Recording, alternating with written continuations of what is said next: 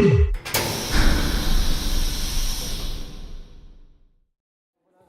sommes sur le stand du MRAP, c'est le mouvement contre le racisme et pour l'amitié entre les peuples. Et j'ai en face de moi Mathieu, que j'ai eu l'occasion déjà de rencontrer. Et il va nous expliquer un petit peu les origines du MRAP qui sont assez, je dirais, lointaines dans le temps par rapport à d'autres associations. Je crois que ça remonte à peu près à la Seconde Guerre mondiale. Oui, tout à fait. Le MRAP a été créé à la suite de la Seconde Guerre mondiale, c'est-à-dire plusieurs mouvements issus de la résistance se sont regroupés pour lutter contre le racisme et l'antisémitisme à l'origine. Par la suite, c'est devenu un mouvement antiraciste assez présent en France et notamment à Rouen. Alors, puisqu'on parle de Rouen, eh bien, je voudrais parler un petit peu des coins qui sont plus ou moins, j'aime pas trop le mot, mais bon, il faut le lâcher quand même, les coins dits à risque.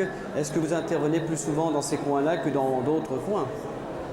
C'est sûr qu'on est appelé à intervenir dans ces coins, Les sapins, par dans exemple. ces cités, les sapins ou dans d'autres cités de l'agglomération rouennaise.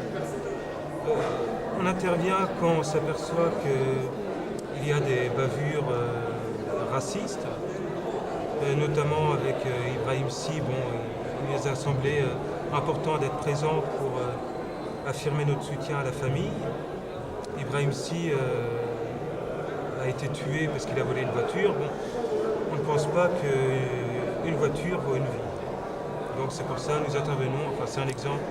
Du moment qu'une personne est exclue à cause de sa religion, à cause de sa couleur de peau, ben nous sommes là pour défendre ces personnes.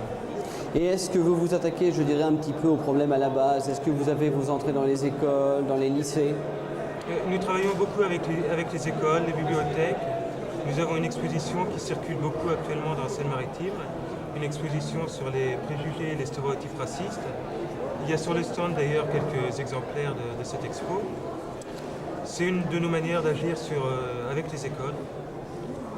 Au niveau national, le MRAP travaille beaucoup avec l'éducation nationale, avec le FAS. Sur la région, nous essayons de poursuivre ce travail qui est fait au niveau national.